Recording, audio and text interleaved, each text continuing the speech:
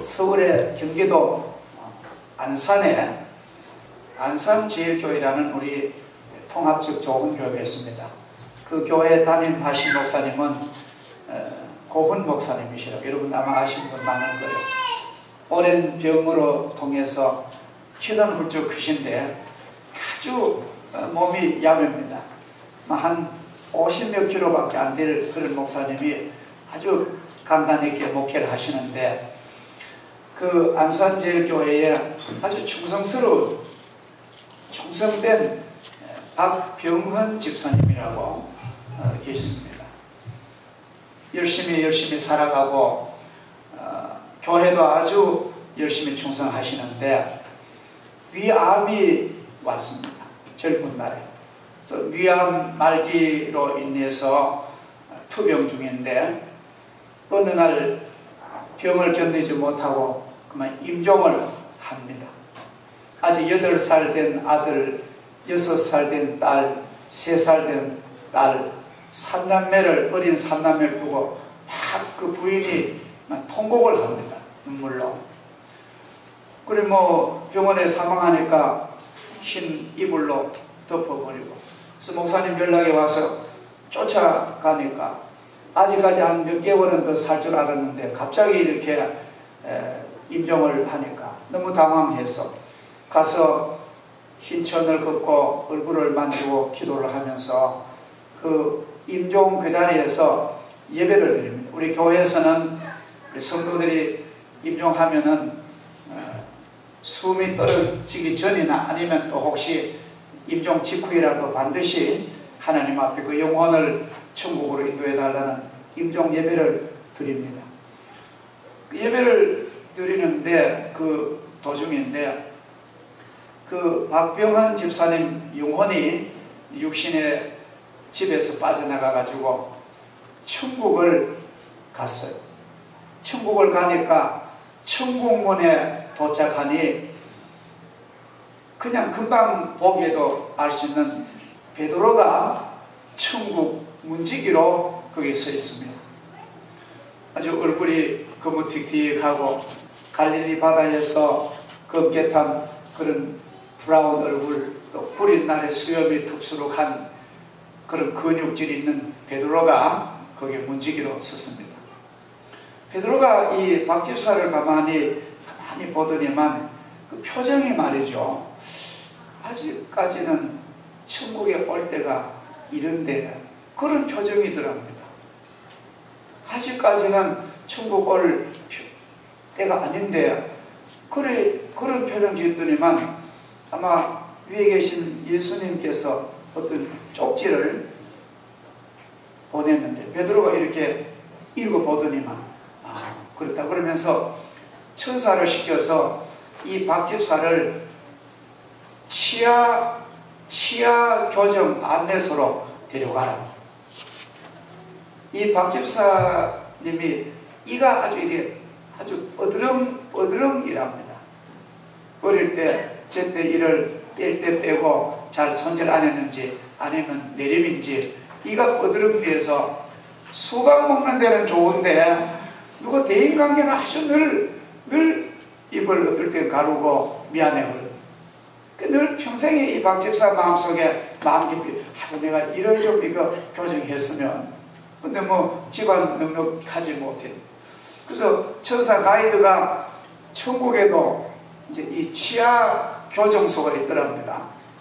그래서 천사 안내대로 천국의 치아 교정소로 가니까 그 교정소에 의사도 있고 간호사도 있고 세상 치과하고 똑같더래요.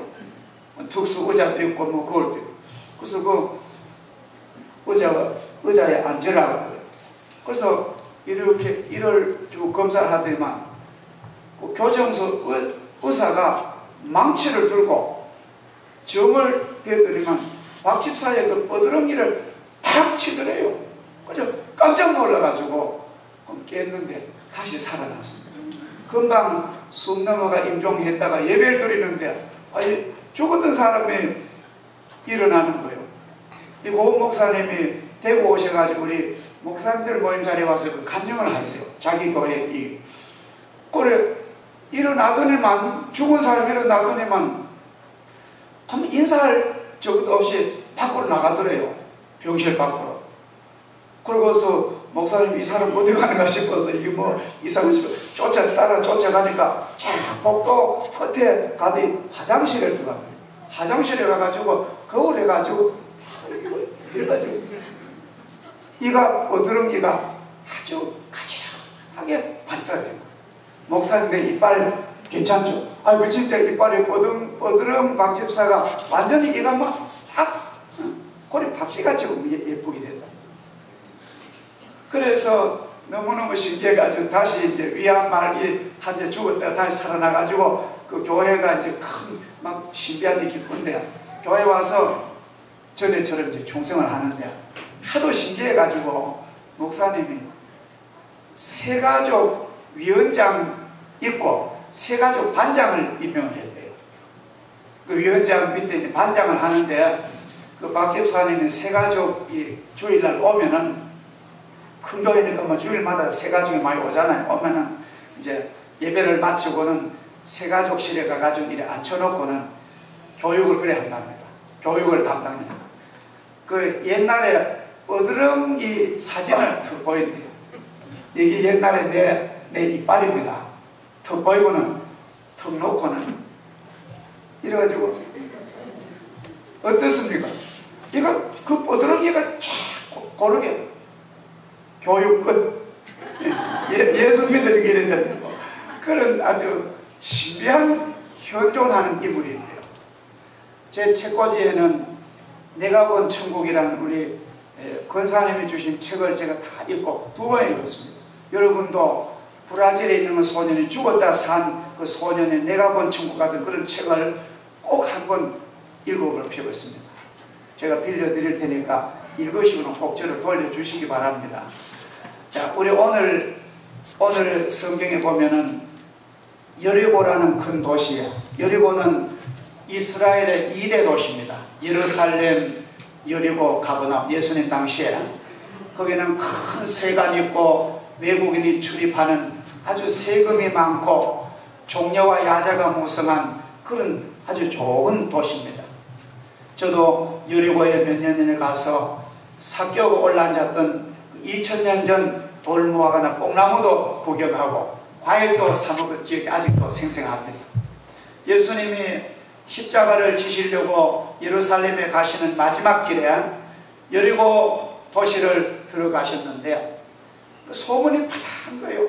자, 예수님이 우리 여리고 지나가신다. 예수님이 오셨다. 사람마다 막 소문했는데 삭개오도 늘 자기는 돈도 많고 권력도 많고 삭개오라는 이름도 정결하답게 그 나라 이름도 좋습니다. 이름도 좋고 돈도 부자고 세무서장이고 세리장이고 세리장이만 로마시대 아주 권력자입니다.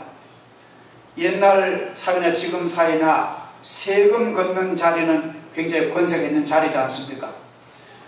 그런 삭개오가 남부럽지 않지만도 마음속에 깊은 고민이 있습니다. 무거운 죄짐 때문에 사람들은 자기를 막 비난합니다. 너는 이스라엘 동족으로서 어떻게 로마에 아부하면서 국민의 그 피땀 나는 고일의 세금을 받아가지고 너가 주머니 토색에 속여 빼앗아 주머니 넣고 그렇게 부정하느냐고 늘 막 손가락질하는 그 따가운 시선이 있지만도 삭개오는 입을 딱 다물고 돈이면 최고야. 돈은 쓰면 안 돼. 이렇게 수전도 삶을 살아가던 삭개오가 예수님을 막 보고 싶은 거예요. 예수님을 보고 싶은 마음이 막 호기심이 막 납니다. 사람의 마음속에 주님 보고자 하는 그 은혜 받을 막 호기심이 일어나야 복을 받는 거예요. 죽은 사람은 그런 게 없습니다. 그래서 막 세무서 자리에 있다가 뛰쳐나가서 예수님 지나가시는 그 길로 쫓아가니까 너무 사람이 많고 키가 작아가지고 예수님은 볼 수 없습니다. 우리 성도들이 신앙생활 하는 가운데 참 우리가 다 훌륭하게 믿음 생활을 해야 되지만도 새로운 영혼이 주님 앞에 왔을 때에 우리가 방해물이 되는 사람이 없어야 되겠습니다. 혹시 그런 말 들어듣죠? 나는 교회는 좋은데, 목사님은 좋은데 아무개 교회 때문에 나는 그 교회 못 간다. 물론 그런 사람 말 다 들을 건 없지만도 만에 하나라도 내가 그 사람 영혼이 주님 만나는데 방해가 된다면 안 되는 거예요. 오늘 성경 보니 삭개오가 예수님을 그토록 보고 싶었지만도 키가 작다는 말은 선천적인 장애입니다. 이건 어쩔 수 없는 거예요. 이건 아예 생리적으로도 작으니까 그건 어쩔 수 없는 거예요. 사람이 많아. 그때 당시 너무 막 유대인들이 꽉 몰려가지고 새로운 사람은 예수 만날 기회를 차단해버립니다. 예수 먼저 믿는 우리들은 주님 만나는 영혼을 잘 길을 열어주는, 혹시 내가 말이나 내가 삶이 저 사람 예수 만나는데 도움이 되겠지, 그런 늘 기도하는 우리가 되어야 될 줄 믿습니다. 이 후천적인 장애가 더 실망이 더 큽니다. 오늘의 우리 교회가, 조직교회가, 주님 우리 교회가 잃어버린 한 영혼이 주님 찾아오는데, 사람 보기에는 정이 안 가는 사람이 오더라도 저 영혼이 주님이 예정하신 영혼이라면 우리가 다 길을 열어서 내가 은혜를 뒤에 받더라도 저 영혼을 주님께 인도하겠다는 그런 중심이 우리 있어야 교회가 복을 받는 것입니다. 예수님이 지나가시는데 삭개오가 도저히 볼 수가 없어가지고, 그래서 저 앞지로 가서 돌무화과, 옛날 구역에는 뽕나무입니다. 저는 그 뽕나무를 말이 더 마음이 더 와닿아. 그래 뽕나무에 덜렁 올라앉아서 나이도 많고 사회적인 지위도 있고 돈도 많고 권력도 있는 그런 사람이 말이죠. 체면이고 뭐고 다 팽개치고 예수님 만나려고 뽕나무에 올라가서 주님을 볼 때에 예수님이 어느새 주님이 다 아시고, 주님은 그 여리고 들어가실 때 삭개오를 구원하려고 들어가셨습니다. 아주 계획적으로. 주님이 그 뽕나무를 쳐다보시더니만 삭개오야 속히 내려오더라. 내가 오늘 너희 집에 가서 하룻밤을 유하고 가겠다. 아무도 가지 않는 그 수전로, 그 매국노라고 점 찍힌 그 삭개오 가정에 예수님 가셔가지고 그에게 그의 얘기를 들어주시고 그의 친구 되어주시고, 그날 밤에 오늘 하는 얘기를 들어보면 예수님 별 말씀 안 하시고 삭개오가 주님 보십시오. 내 재산의 절반을 가난하고 어려운 사람 위해서 내가 내놓겠습니다. 이거는 보통 혁명이 아닙니다. 그 많은 재산을 그렇게 아끼던 옴니양리하던 그 재산을 반을 잘라서 내가 내 사회에 내놓고, 그리고 내가 누것을 속여 빼앗은 불의한 방법으로 내가 세금을 징수했다면 4배나 갚겠습니다. 4배란 것은 출애굽기 22장 1절에 보면은 어떤 사람이 양을 한 마리 훔쳤거든. 양도둑질 한 사람은 갚을 때 4마리를 갚으라고 하나님. 여러분, 이렇게 하나님께서는 경제 범죄를 중형을 다스리십니다. 4배를 갚으래요. 그래 삭개오가 내가 4배로 내가 갚겠다. 그러니까 예수님이 그렇게 고백하던 자기의 관계를 스승없이 눈물로 고백하는 용기 있는 삭개오에게 예수님이 이렇게 칭찬하십니다. 오냐? 오늘 구원이 너희 집에 이르렀다. 이제 너도 아브라함의 자손이다. 인자에 온 것은 잃어버린 자를 찾아 구원하려고 왔느니라. 예수님이 삭개오 가정을 축복하시고 그 이튿날 예루살렘으로 가신 아주 중요한 복음의 이야기입니다. 우리는 오늘 이 말씀을 보면서 삭개오는 그렇게 좋은 이름, 그렇게 좋은 권세 있는 자리, 남이 부러워하는 그 직책, 그리고 그렇게 물질적인 부여 있었지만도 부와 권력과 명예가 삭개오의 마음속에 가지고 있는 무거운 인생의 짐, 죄악의 무거운 짐을 해결할 길은 없었다는 것입니다. 이 세상의 어떤 것으로도 돈이나 권력이나 명예나 어떤 것이라도 우리의 영혼의 짐을 해결해 줄 방법은 이 세상에 없는 것입니다. 그분이 누굽니까? 내 모든 짐을 다 맡아주시고 내 무거운 죄악을 대신 져줄 그분은 바로 예수님이십니다. 수고하고 무거운 짐진 자들 다 내게로 오라. 내가 너희를 쉬게 하리라. 12년을 피 흘리며 하혈하던 혈루증 된 여자가 많은 의원에게 많은 치료를 받았으나 있던 재물은 다 탕진하고 몸은 더 쇠약해졌는데 그 여인은 어느 날 예수님을 만나서 깨끗하게 치유받은 줄 믿습니다. 7마리 귀신에 들려 삶을 모두 낭비하고 인적을 탕진하며 괴로움에 몸부림치던 막달라 동리 마리아라는 한 여인은 예수님을 만나자마자 그녀를 묶고 있던 쇠사슬처럼 그런 사탄과 마귀가 다 혼비백산 도망하고 그 안에 주님이 왕이 되셔서 그를 다스리시니까 그는 거룩한 여인으로 아름다운 여인으로 변화된 것을 잘 압니다. 나인성 가부는 자기 희망이요 자기 인생의 목표인 그 아들을 키웠지만도 장대한 청년 아들이 죽어 그만 다시 못 올 길을 갑니다. 동네 사람이 상녀에 메고 나인성문을 빠져나오는데 예수님이 나인성에 직접 가셨습니다. 상녀를 내려놓으라. 주님이 그 상녀분들에게 말씀하시고 상녀를 길바닥에 내놓을 때 주님은 간절한 축복 기도를 하십니다. 하나님께 기도하시더니만 청년아 일어나라. 청년아 일어나라. 우리 청년들 일어나야 됩니다. 죄악의 잠에서 무목적 무가치 육신의 쾌락에서 우리는 일어나야 됩니다. 죽은 청년이 일어나서 그 과거에 놀라운 희망과 기쁨을 주님은 주십니다. 12살 난 회당장 야이로 예쁜 딸이 죽었을 때 주님은 그 집에 가셔서 달리다금 소녀야 일어나라. 회복되니까 그 아이에게 먹을 것을 줘서 잘 보양하라고 주님은 당부하십니다. 자, 예수님을 만난 사람은 예수님을 통해서 그 삶이 완전히 바뀝니다. 그 인생의 삶이 가치가 다르고 가는 길이 다르고 삶의 내용이 완전히 틀립니다. 여러분도 그렇지 않아요? 우리가 만약 예수를 몰랐다면 지금 인생의 어느 지점에서 우리는 죄악에 몸부림치고 자책하고 갈등 가운데 살지 몰랐을 우리들.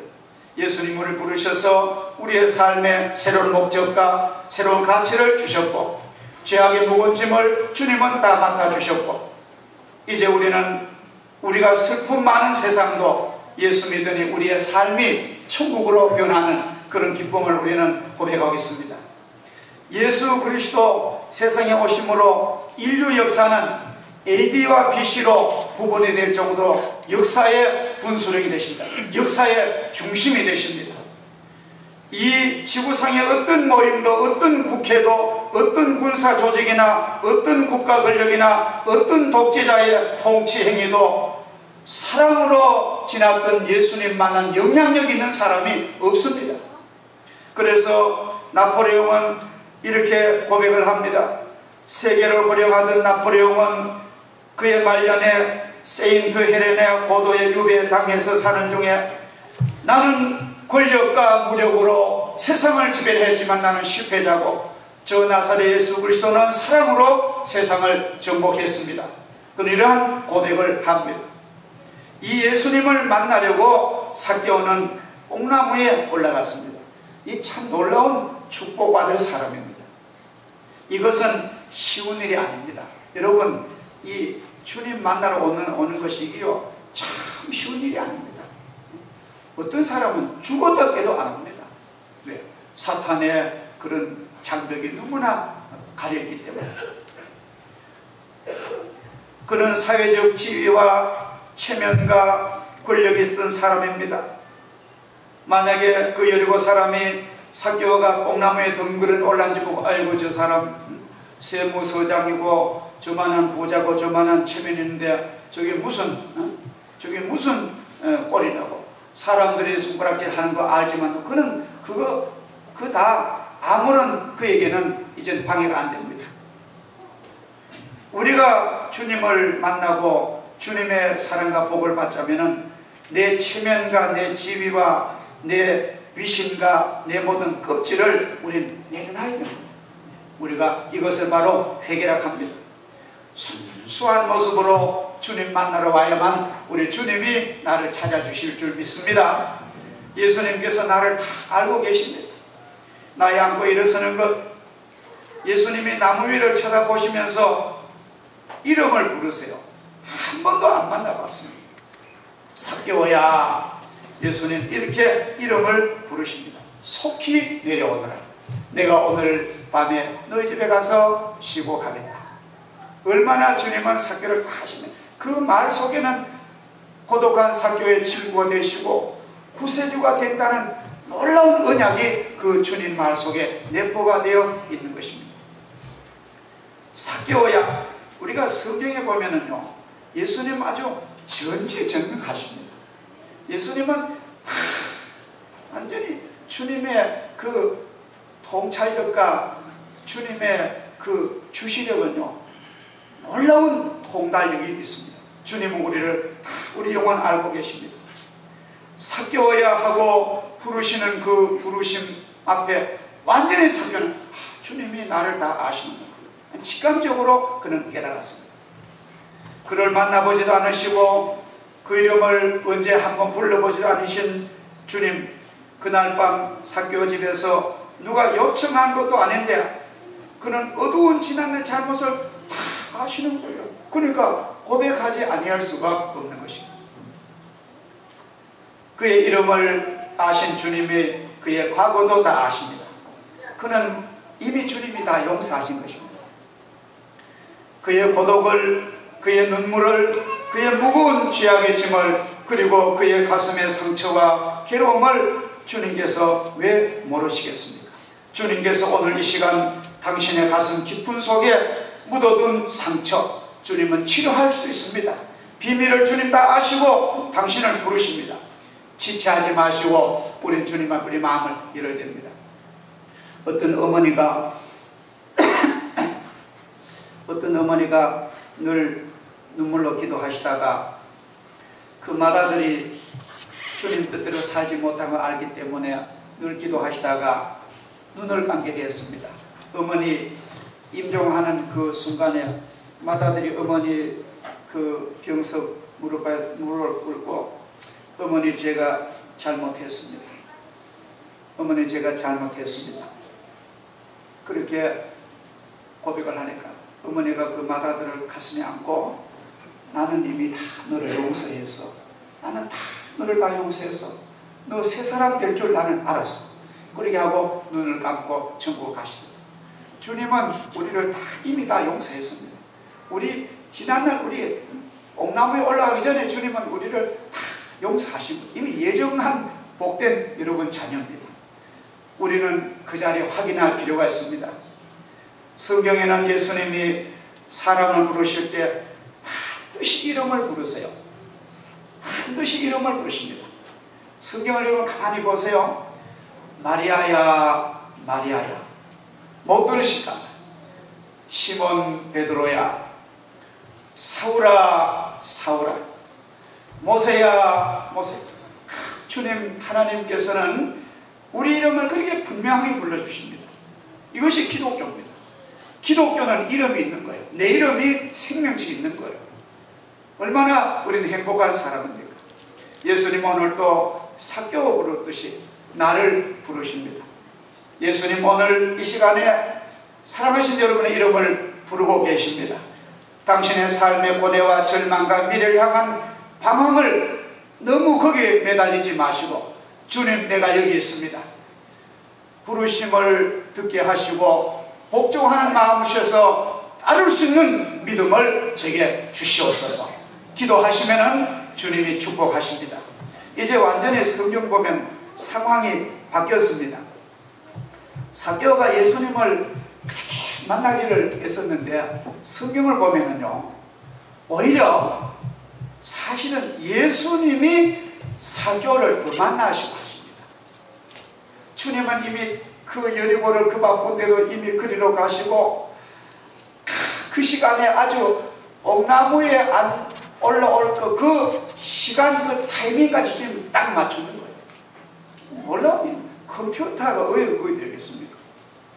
그러니까 여러분 사교가 예수님을 더 만나게 예수님의 사교를 훨씬 더 보고 싶어 하십니다. 이게 무슨 말입니까? 오늘 우리가 입장 바꿔놓으면 예수님 우리를 더 사랑하세요. 예수님이 나를 더 보고 싶어 하십니다. 내가 주님 이 자리에 내가 오기를 주님은 더 기뻐하십니다. 우리는 뭘 잘 모르고 내 마음대로 살 때가 많습니다. 제가 아는 그 대학교 다니는 여대생을 제가 전도를 했는데 그때 제가 그 효대가 하양으로 가기 전에 제가 효대 곁에 몇 년 살았습니다. 상동교회를 섬길 때. 근데 그 여대생 전도를 해가지고 아주 예술장교 교회를 잘 나와요. 그리고 또 전도를 또 잘해서 지금은 저 여수에 가서 아주 그 잘 삽니다. 그래 예수를 믿고 교회 와가지고 친구들 전도를 얼마인지 그만 예수 없이 난 못 살아요. 늘 그러고. 그래서 별명이 그 여대생 별명이 예수 없이 못 살아. 그런 별명을 지어줬습니다. 한 번은 제게 와서 목사님 저는 신기한 거 좀 깨달았어요. 뭐 신기한 건 뭐 예수 없이 못 살아 그거 깨달았지 다른 거 뭐 있겠나 하니까 아니 그보다가 더 신기한 걸 깨달았대요. 그 뭐냐 하니까 예수님이 나를 더 사랑하는 걸 깨달았대요. 그걸 기도하다가 주님이 그렇게 자기를 사랑하는 걸 자기 이제 깨달았다고. 할렐루야. 성경을 바로 본 거예요. 이게 여러분 부모가 아들 딸을 더 사랑합니까? 아들 딸이 부모를 더 이건 비교가 안 됩니다. 부모의 사랑하고 자식 사랑 비교가 안 되는 거예요. 자식을 엄청 해놓으면 지갈 길 다 가버립니다. 어떨 때는 이거 내가 이래려고 내가 키워야 할 정도로 그렇지만도 어쩔 수 없는 것이 우리의 그 인생 아닙니까? 자, 그렇습니다. 주님은 당신 없이 못 산다고 오늘도 말씀하세요. 그리고 그 좋은 주님을 우리가 얼마나 우리는 만나야 되겠습니까? 당신이 주님을 원한 것 이상으로 주님께서 오늘 여러분 한 사람 한 사람을 사랑하고 계십니다. 당신이 모르는 당신의 삶의 깊이와 높이와 넓이를 주님은 다 알고 계십니다. 당신이 언제 천국 갈 거 주님은 다 예정하고 계십니다. 당신이 이 땅에 당할 모든 문제 주님은 다 막아주시고 주님은 도와주시려고 주님은 이미 폼을 잡고 계십니다. 그 예수님께서 당신을 필요로 하십니다. 내가 뭐가 잘났기에 이 좋으신 주님의 요구에 내가 배신하겠습니다. 우리는 주님의 사랑에 우리가 예수 긍정하는 것이 바로 믿음입니다. 사랑은 받을 줄 아는 것이 더 위대한 거예요. 사랑을 받을 줄 모르는 사람은 이게 참 힘듭니다. 사랑하는데 받을 줄 모르는 사람. 그래서 우리가 기도하는 사람은 이래요. 여러분 솔직히 그럽니다. 제가 신학 다닐 때에 지금도 그 권사님이 여기 용산에 삽니다만도 그 권사님이 신학교를 찾아와가지고 김전사님 이거 작은 것이지만도 이거 학비에 보태서 복을 하나님께서 벌써 보여주시는 거예요. 그러니까 우리가 남의 사랑을 100% 받을 수 있는 그 사람이 남도 사랑하는 거예요. 진심으로 사랑하는 거 아니란 겁니다. 사람이 미치는 거예요. 우리는 하나님 뜻이 나에게 너 이렇게 하는 거야 할 때 예, 내가 그렇게 하겠습니다. 이것이 바로 믿음이고 사랑인 줄 믿습니다.